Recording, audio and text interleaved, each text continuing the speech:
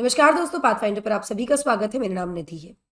दोस्तों, हम सभी जानते हैं दिल्ली के मुख्यमंत्री अरविंद केजरीवाल को दिल्ली लिकर स्कैम के चलते ईडी ने हिरासत में ले लिया है। अब इसके बाद बहुत सारे एप्रीहेंशंस थे, बहुत सारे कंफ्यूजन्स थे कि क्या केजरीवाल रिजाइन करेंगे, उनकी जगह कोई और लेगा या सरकार कैसे चलेगी। अब ऐसा लग रहा है कि दिल्ली की सरकार अब जेल से ही चलने वाली है। ऐसा हम क्यों कह रहे हैं? क्योंकि अरविंद केजरीवाल ने ईडी के लॉकअप से अपना पहला जो आदेश है उसको जारी कर दिया है। क्या ये आदेश जारी किया गया है?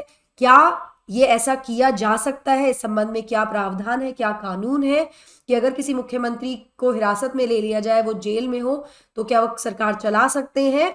और तीसरा और बहुत महत्वपूर्ण क्वेश्चन वो ये कि अब इस पर केंद्र सरकार क्या कर सकती है। आइए जानते हैं आज के सेशन में। शुरुआत करते हैं विद द न्यूज। सो अरविंद केजरीवाल ने इशू किया अपना पहला ऑर्डर फ्रॉम द ईडीज लॉकअप। ये ऑर्डर जो उन्होंने दिया वो उन्होंने दिया दिल्ली की पानी की सप्लाई के संबंध में, जहां पे चीफ मिनिस्टर ने एक नोट के जरिए ये ऑर्डर इशू किया टू दिल्ली मिनिस्टर आतिशी, जो इस पोर्टफोलियो को संभालती हैं। यहाँ अपने स्क्रीन पर आप देख पा रहे हैं जो ऑर्डर दिया गया है, office of the chief minister government of NCT of Delhi. यहाँ उन्होंने कुछ इमोशनल चीजें भी लिखी जनता के लिए, जहां पर उन्होंने कहा कि मुझे पता है दिल्ली के कुछ इलाकों में पानी और सीवर की काफी समस्याएं हो रही हैं, इसे लेकर मैं चिंतित हूं। चूंकि मैं जेल में हूं, इस वजह से लोगों को जरा भी तकलीफ नहीं होनी चाहिए। गर्मियां भी आ रही हैं, जहां पानी की कमी है वहां उचित संख्या में टैंकरों का इंतजाम कीजिए, एटसेट्रा एटसेट्रा। ये बातें उन्होंने लिखी हैं जल मंत्री आतिशी को, और ये ऑर्डर उन्होंने ईडी के लॉकअप से जारी किया है। नाउ जैसा कि हम डिस्कस कर ही रहे थे कि अब अरविंद केजरीवाल क्योंकि हिरासत में है, तो क्या उनकी जगह कोई और लेगा? पर ये तो क्लियर हो गया कि Arvind Kejriwal will continue to be the CM of Delhi.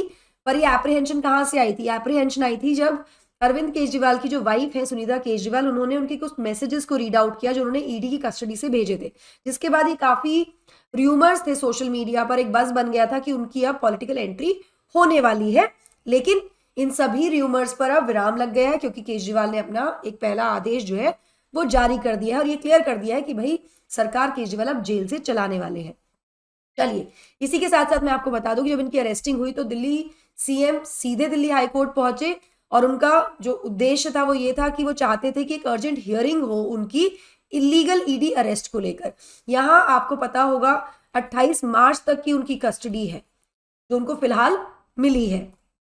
चलिए, यहाँ उनकी जो मिनिस्टर हैं आतिशी, उन्होंने कहा कि जब उन्होंने चीफ मिनिस्टर के जो नोट था, जो मैसेज था, उसको पढ़ा तो शी वॉज इन टीयर्स।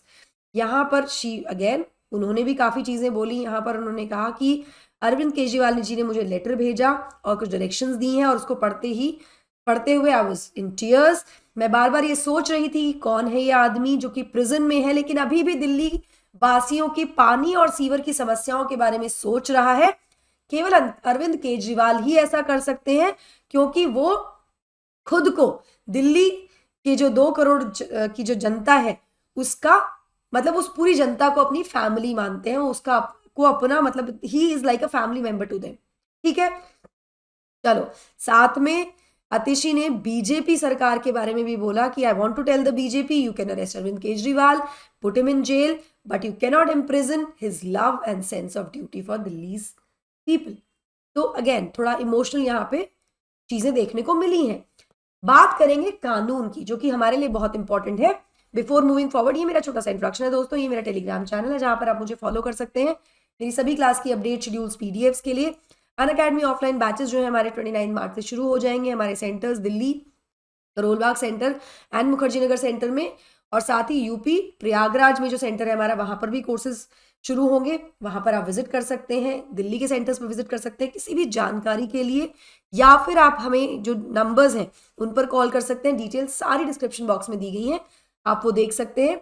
यहाँ मैं आपको बता दूं कि ना केवल यहाँ पर फाउंडेशन कोर्सेज चल रहे हैं, इन ऑफलाइन सेंटर्स में आपको बहुत सारे और भी फीचर्स मिलते हैं, जैसे 1-on-1 मेंटोरशिप आपको मिलती है, एजुकेटेड डाउट सॉल्विंग सेशंस आपको मिलते हैं, फ्री वाईफाई, लाइब्रेरी फैसिलिटी मिलती है, करंट अफेयर्स की स्पेशल क्लासेस आपके लिए की जाती हैं। जैसे कि फिलहाल एक करंट अफेयर का कैप्सूल कोर्स चल रहा है हमारे सेंटर पर 2024 प्रीलिम्स को ध्यान में रखते हुए। यहाँ पर ना केवल इंटरैक्टिव क्लासेस होंगी डाउट रेजोल्यूशन के साथ, बल्कि आपको पूरे साल भर का करंट अफेयर जो है वो ठीक से कराया जाएगा, जो कि रेलेवेंट होगा आपके एग्जाम के लिए, प्रीलिम्स 2024 के लिए। कोर्स की ड्यूरेशन 60 घंटे की होगी। 24 से 25 लेक्चर्स यहाँ होने वाले हैं जो कि लिए जाएंगे Aniruddh sir and Chandramouli sir के द्वारा। ये दोनों ही मॉड्यूल ऑफलाइन ऑनलाइन मॉड्यूल में अवेलेबल होगा। कोई भी जानकारी के लिए आप इस इंक्वायरी लिंक को क्लिक कर सकते हैं और अपनी इंक्वायरी ड्रॉप कर सकते हैं, हमारी टीम आपको कनेक्ट करेगी, या फिर आप इस एड्रेस पर भी विजिट कर सकते हैं। चलिए, यहां मैं आपको बता दूं, अगर हम कानून की बात करें तो आपने ये बहुत क्लियर कर दिया है कि अरविंद केजरीवाल ही कंटिन्यू करेंगे to be Delhi's chief minister despite his arrest. मतलब अपनी अरेस्टिंग के बावजूद भी वही दिल्ली के सीएम रहेंगे और वो वहीं से काम करते रहेंगे। यहां पर ऐसा कोई भी कानून हमारे देश में नहीं है जो उनको ऐसा करने से रोकता है, लेकिन जो प्रिजन रूल्स है वो ये थोड़ा कठिन बना सकते हैं, इनसे थोड़ी इनको कठिनाई हो सकती है। तो यहां अगर हम प्रिजन रूल्स की बात करें तो एक फॉर्मल लॉ ऑफिसर जो है दिल्ली की तिहाड़ जेल के, उन्होंने कहा कि कोई भी जो इनमेट होता है वो केवल 2 मीटिंग्स कर सकता है एक हफ्ते में। तो ऐसे में जेल से सरकार चलाना बिल्कुल भी स्ट्रेट फॉरवर्ड या आसान नहीं होने वाला है। जेल मैनुअल ये कहता है कि आप अपनी फैमिली से, फ्रेंड से या एसोसिएट से केवल हफ्ते में 2 बार ही मिल सकते हैं। सो ऐसे में सरकार चलाना उनके लिए काफी ज्यादा कठिन हो जाएगा इन रिस्ट्रिक्शंस के चलते। लेकिन यहां पर एक थोड़ा सा विंडो भी है जहां पर यह कहा गया कि केजरीवाल चाहें तो अपनी जो रिस्पॉन्सिबिलिटीज हैं एज चीफ मिनिस्टर वो कैरी ऑन कर सकते हैं, अगर वो अथॉरिटीज को ये कहें कि उनको अंडर हाउस अरेस्ट रखा जाए। अगर वो ये कन्विंस कर देते हैं अथॉरिटीज को कि उनको हाउस अरेस्ट रखा जाए, लेकिन इसके लिए भी उनको अप्रूवल चाहिएगा लेफ्टिनेंट गवर्नर वीके सक्सेना का।